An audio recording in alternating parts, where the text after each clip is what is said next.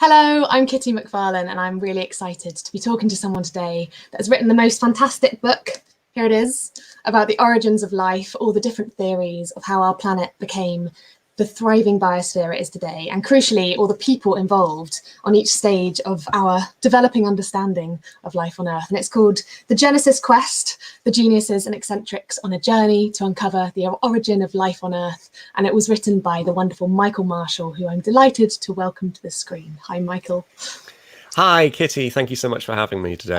Thanks for joining us. It's great. I love the epic backdrop we've got as well. I feel like it's a good setting. Yeah, you probably can't actually see it. It's the Galapagos. The wallpaper in the background is a repeating map of the Galapagos. But yeah, you probably need an HD TV screen to get together. We've got the Galapagos like map against the sort of solar wind or something in the background. So I've really enjoyed reading this book. Thanks so much. I'm not a scientist, so a lot of the intricate biochemistry elements of it were very, very new to me. But I think there is an innate curiosity that we all have about, understanding where we all come from and trying to learn our history as well and our part to play in this planet. And I found it just fascinating to learn about the complex journey that we as humans have taken in threshing out one of these, the biggest mysteries there is. And I wondered how you came to be, have a love and an interest in that, and where your part of this story kind of began. So it begins when I was quite little, actually, because when I was a small boy, like so many people, I had a book about dinosaurs, and most of this book was devoted to all these different dinosaur species. But before you got into that, there was a bit of introductory paleontology, and it explains the geological timescale. So the different ages of the Earth, so periods like the Jurassic, when you had the sort of enormous long-necked dinosaurs, back to the Cambrian, when the first complex animals emerged sort of 540 million years ago. And then there was this diagram at the bottom of the page, and it had all these different periods, and then it had this really long blank bit which it was just labeled as the Precambrian, which was everything before 540 million years ago to the origin of the planet, the birth of the planet 4.5 billion years ago. So essentially I looked at this and I realized, well, like 8/9 of the history of the planet is just this complete and total mystery, and it had this very evocative description, like the vast unknown span of the Precambrian. I was just really fascinated by it. I was like, God, yeah, so much must have happened back then, and we at that time, back in the 1980s, we had really very little idea what had gone on. And of course, the biggest question of all for that period was, well, when did the first life begin? How did it begin? What on earth happened? And so that was just one of those questions that lodged in my head from really quite a young age. And then when I became a science journalist in my mid-20s, I realized it was kind of an excuse to write about this. A lot of my time was spent on things like climate change and and species loss and so forth.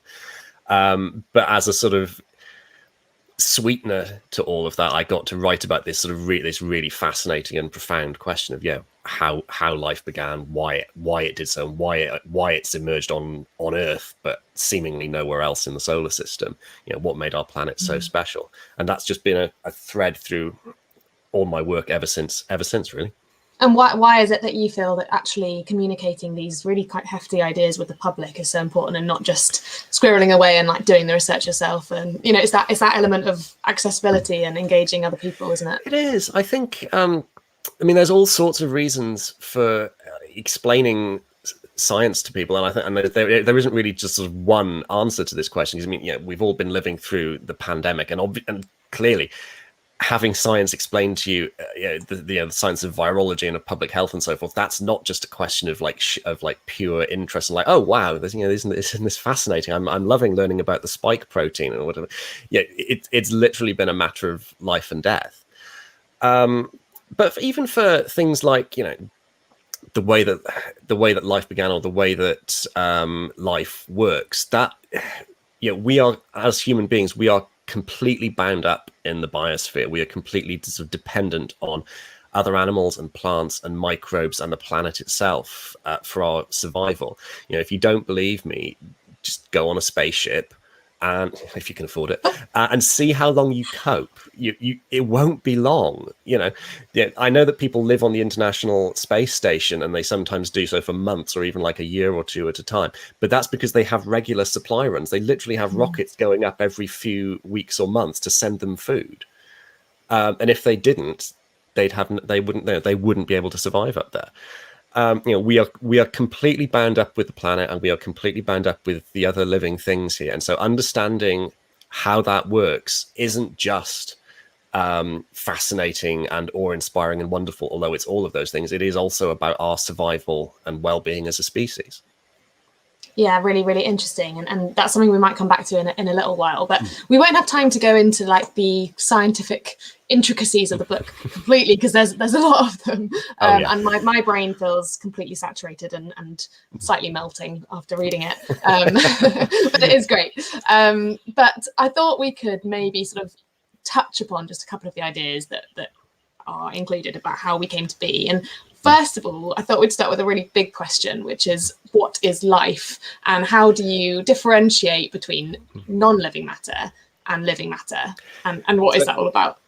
So it seems like such an easy question, doesn't it? Because we all instinctively think we can recognize a living thing. We've got a pet cat. That pet cat is definitely alive and bloody-minded and slightly psychotic in a way that the chair that I'm sitting on is very definitely not alive. But it turns out to be really difficult to actually write like a sentence that tells you what a living thing is and what it's not. So people have tried. When I was at school, we were taught that living things all moved and they reproduced. So they made like babies or new versions of themselves, and they grew. But some living things don't necessarily do all those things. So, for example, worker honeybees don't reproduce ever. They literally just work. It's only the queen and the male drones that do the reproduction. And even more obviously than that, if you have a single rabbit, it can't reproduce. It needs another rabbit, at least one other.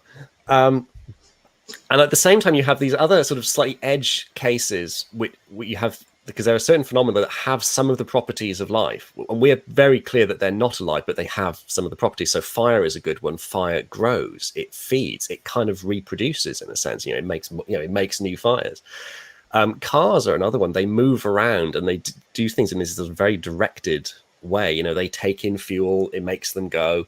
You can think robots similarly, but we tend not to think of those things as really being alive. I've seen a few definitions that try to get to it, and they wind up being incredibly technical. So it winds up being something like there's a molecule of some kind that can make copies of itself, and it can undergo evolution. It can evolve and change with each generation.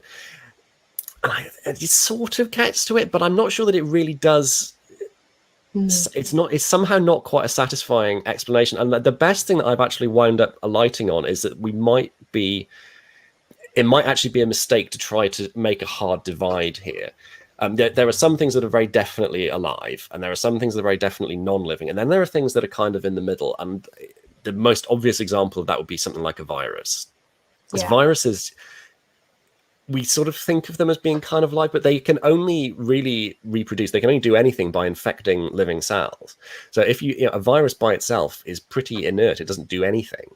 But it's not totally unalive in the way that a rock is totally unalive. It's kind of in a gray area. And I think we actually will do better to embrace that kind of slightly fuzzy logic. Yeah. And just, this is one of those labels that we've put on the world. This idea that there is a distinction between life and non-life. It's like trying to decide what's a chair or what's a game.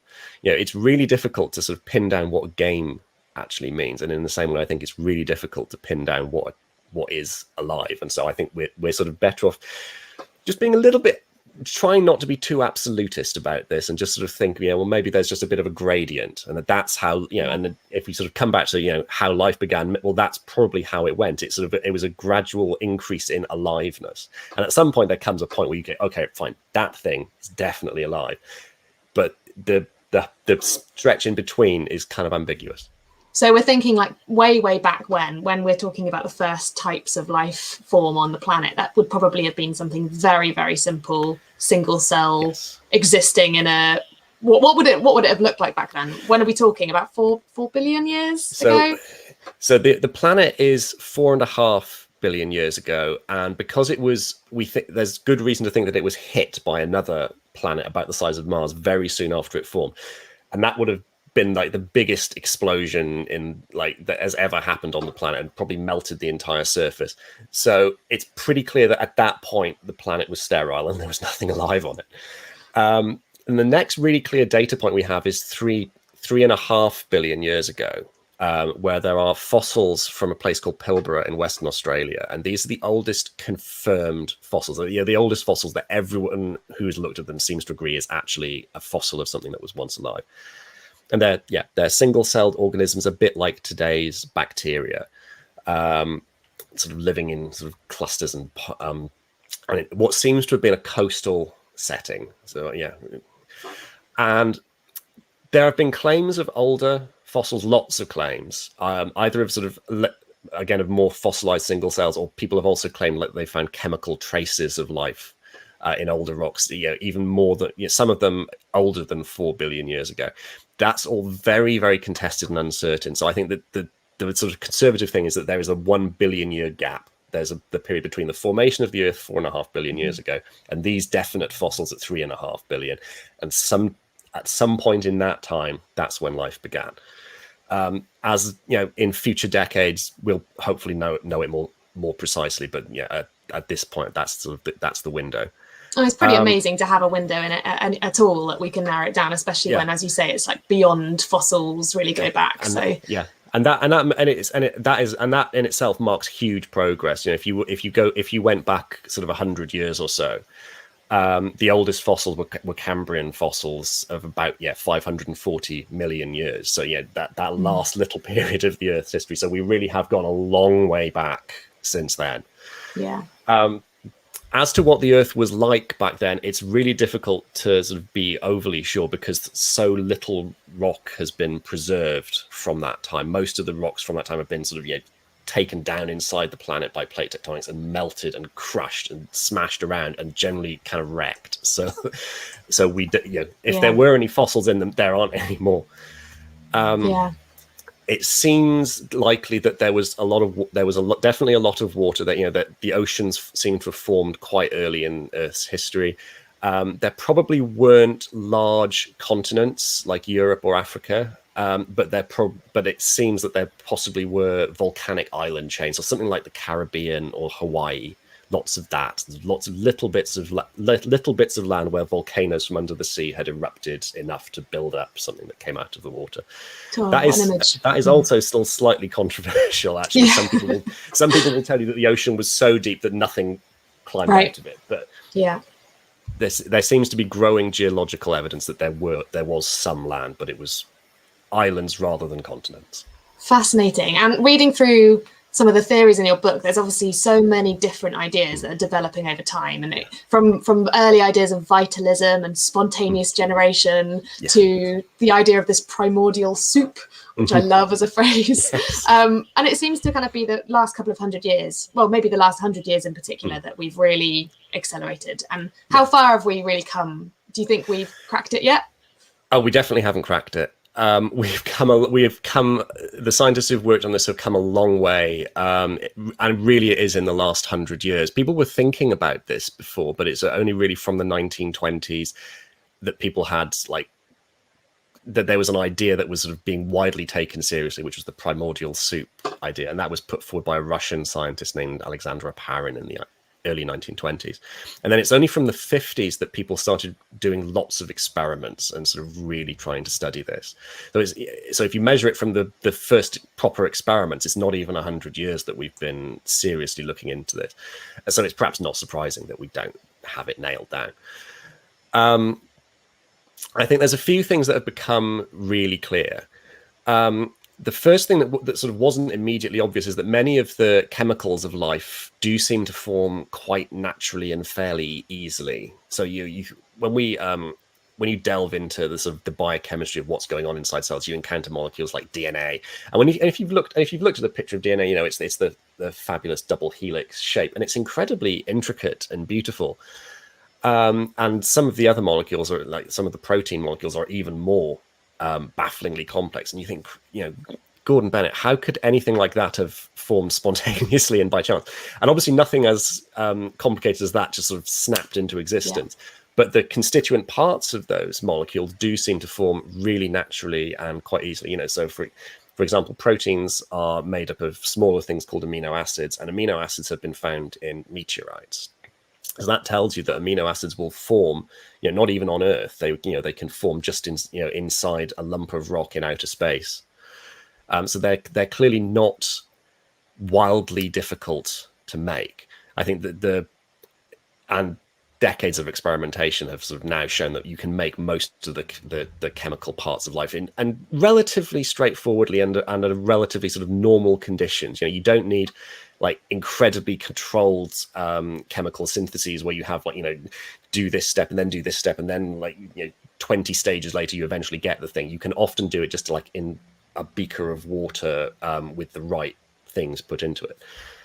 What is really difficult is getting those component parts to start working together and to start behaving in a way that we think of as alive. I think that one of the things that really stands out to us about living things is how active they are and how sort of they're full of life. They're sort of constantly moving and constantly changing, and it's that sort of dynamism and finding ways to get that to start to happen that has proved slightly more difficult than just making Lego parts. And there's also, you touched upon the idea of these amino acids existing in meteorites. There's also a bit of a rogue theory that it could have, is it Panspermia, that life actually could have been brought to the Earth and it didn't originate here at all. It originated somewhere else in the universe. And that's right, yeah. Wafted in somehow. Yes. And I don't want to sort of entirely mock this because if life could have evolved on Earth, then it's distinctly possible that it did arise somewhere else as well, possibly in many, many places. The universe is big. There are an awful lot of planets in it. It seems likely that, the Earth isn't going to be 100% unique and that there will be others. But there's two reasons to be a bit skeptical about panspermia. The first thing is that if the idea is that life has been raining down on the Earth, then you would sort of expect to still be able to spot that happening. And it doesn't seem to be. You'd think that we would find, the desiccated corpses of microorganisms in moon rocks, for example, because if they're wafting through space, they're just as likely to land on the moon as they are on Earth. And the moon rocks are sterile. There is nothing remotely resembling biology in them.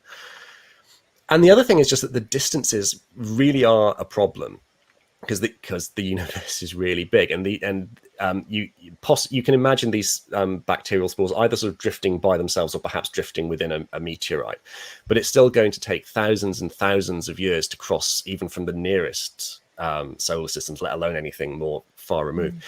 So it doesn't actually help you very much. I think there's the notion that the reason that some people have kind of fallen in love with the idea of panspermia is that they think that it's incredibly unlikely that life arose. They think it must be some sort of one in a Googleplex, like miraculous once in a universe event. In which case you sort of imagine, well, okay, if it's that unlikely, then maybe the most likely thing is that it happened somewhere else and then it just spread from there. But because the distances are so extreme and because life does eventually die when it's left in outer space, even the most hardy organisms don't survive, probably aren't going to be able to survive that long. Really, it only sort of becomes helpful, I think, if you imagine that life could have come to Earth from within the solar system, but then there's hardly any other worlds in the solar system that look like they might have given rise to life. I mean, Mars is probably the best candidate. There's a couple of other ones, but that doesn't actually help very much. It doesn't really add anything to the explanation. And to be honest, the whole thing is kind of cheating. It's just pushing the explanation. It's pushing the problem away instead of like grappling with, well, okay, how did we get DNA and proteins and cells and all this other sort of amazing complexity? It just sort of says, well, we don't know. It's incredibly unlikely, so we're just going to kind of rely on the laws of chance. Another planet, yeah. Somewhere else. Don't know. And it isn't actually answering the question. It's one of those answers that actually isn't an answer. It's just a kind of get out of jail free card. But I mean, we can't really go into all of this now, but it does kind of unlock those quite profound debates about whether life was inevitable or whether it was completely random, or as you say, was it very, very likely to happen eventually, or was it the product of a really unlikely set of circumstances, which is really interesting to think about. And I think that funnily enough, the answer to the question of like, is life inevitable, is sort of that slightly frustrating thing of, well, yes and no. In that, what the experiments seem to tell us is, it's quite easy to make the various components of life. And in the last few decades, there have also been some quite amazing experiments where just a handful of bits and pieces are put together, and they suddenly create these amazingly lifelike behaviors, and you get these things that are called protocells that behave a lot like they were a living cell, but they're incredibly simple. They only have maybe a half dozen different chemicals in them, as opposed to the thousands and thousands that are inside any of our cells. But they can take in nutrients. They can grow. They can split into new daughter cells, so they're reproducing. The lifelike behaviors seem to arise quite quickly and easily once you have the right stuff under the right conditions. And it's that last bit, that big caveat of, well, what are the right conditions and what is the right stuff, and just how much sort of flexibility is there around, do you have to have DNA? Do you have to have proteins? And my sort of impression is that life is going to be quite likely on worlds that vaguely resemble the Earth, but it's going to be wildly unlikely anywhere else unless it's some form of life that's so completely different to anything that we've ever seen that we can't properly imagine it yet. You get into all the sort of science fictional speculations about silicon-based life, or something like the ocean of Solaris that is sort of completely beyond the scope of human understanding. I think that it's possible that there was once life on Mars. There may still be a little bit, but it's going to be like tiny trace, like single-celled stuff living. Very few of them probably living underground, where they're going to be really difficult to find. It's very obvious. We've landed a whole bunch of different rovers on Mars, and they've all got cameras, and they all look around, and you don't see any elephants trotting past. People occasionally claim that to have seen something. They'll say, "Oh, that thing looks like a mushroom," and you get a geologist to look at it and goes, "No, it's a rock." It is a kind of addictive idea, isn't it, that there might be something else out there? I mean, there's such big questions about how life began that we can't go into fully, but I'd like to touch a little bit about how in the book it's almost a kind of case of the evolution of the human mind in a way, because there's so many characters involved, and each with their own backstory, and they're very human, which is something that really appealed to me. And I found it really interesting to read about this kind of arena of scientific discovery set against a social and political backdrop of all these different things happening around the world. And you touch on the Soviet Union, the French Revolution, the space race, the Cold War, the Spanish Civil War. All these things are happening. How are all of those very human current things, how are they interacting with like this journey of discovery that we were going through? I think they sometimes set kind of limits on what was and wasn't an acceptable thing to think. And on what was and wasn't an acceptable thing to study, because scientists are still, it's sometimes easy to forget this, but they are still human, right? And sometimes the way that they're portrayed in parts of the media sort of makes them out to be these kind of almost super genius types. I think a lot of the way that Stephen Hawking used to be covered was really guilty of this. It almost sort of took away his humanity. He was a person as much as he was this sort of brilliantly creative mind. He was a person with flaws and foibles, and a personality and a slightly silly sense of humor and all the rest of it.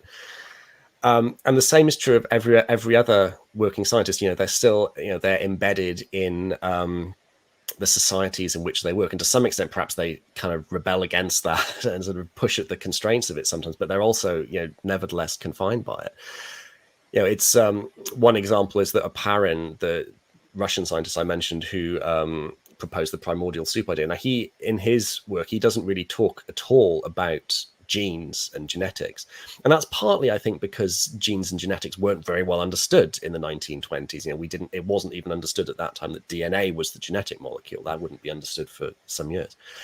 But it's also the case that in the USSR, genetics had become a kind of forbidden science. Like Stalin, had just got it into his head that genetics was this sort of corrupt Western science that needed to be stamped out.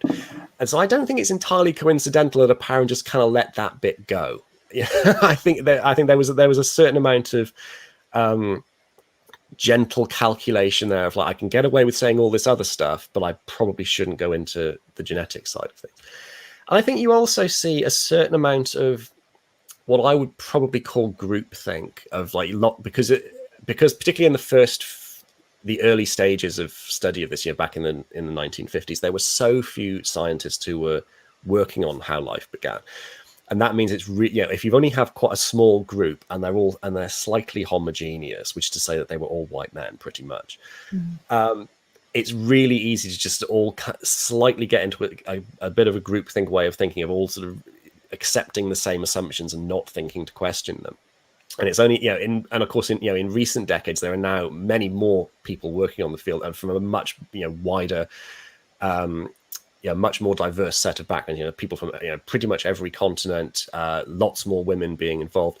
And I think the chances of the sort of groupthink and of missing obvious things are much lower now, because there are so many different minds all coming at it from all these different angles. But that wasn't always the case. Yeah, it sort of reminds me a bit of a Reddit thread at some point.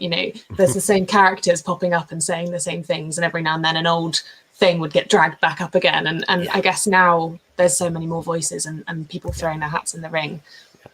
Absolutely. And I think, one of the things that's sort of quite noticeable is that a lot of the older generation of scientists in this field are quite wedded to their scenarios. They'll have a really fixed idea of where and how they think life began. They'll have an idea about which aspect of life, which component of it is the most fundamental and therefore must have come first. So they'll be really wedded to the idea that, for example, RNA, which is a kind of close cousin of DNA, it's another genetic molecule, they'll be really wedded to the idea that RNA was the first thing to arrive and that everything else kind of formed around it. Or they'll be really wedded to the idea that life formed in a geothermal pond on land, or in a hydrothermal vent at the bottom of the sea, or some other location. And they kind of won't brook much dissent about that.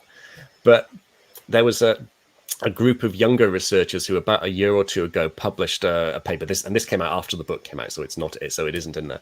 But they essentially wrote an entire paper saying, we're not going to be doing that. We're going to sort of try and be deliberately a bit more open-minded. We're not going to wed ourselves to all these pre-existing ideas, because the ideas that have had a lot of prominence, that's to some extent because they have merits, but it's also because they've just been noisily supported, and there are lots of other possible ideas that haven't really been explored half so much.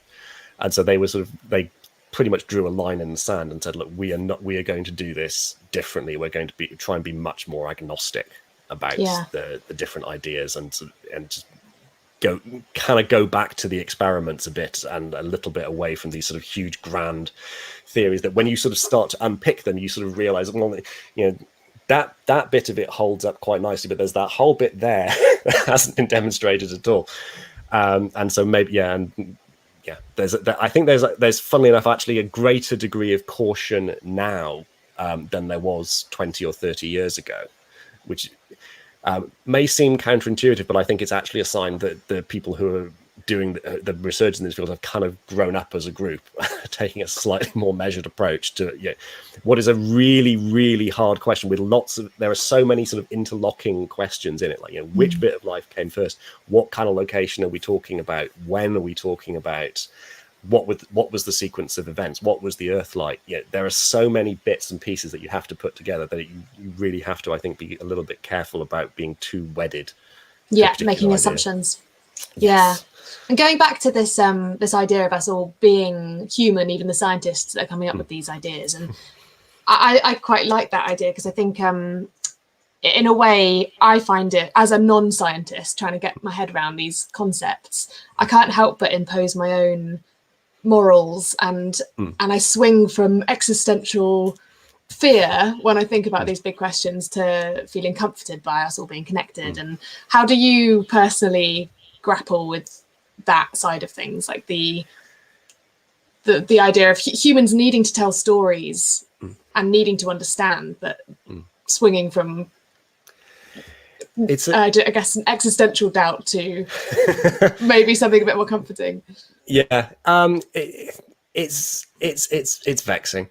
So when you sort of start to think about things like deep time and the age of the Earth and the age of the universe and the place of life in the cosmos, you do sort of you are essentially sort of what's the word I'm looking for? Confronting. Mm-hmm. That's what I was going for.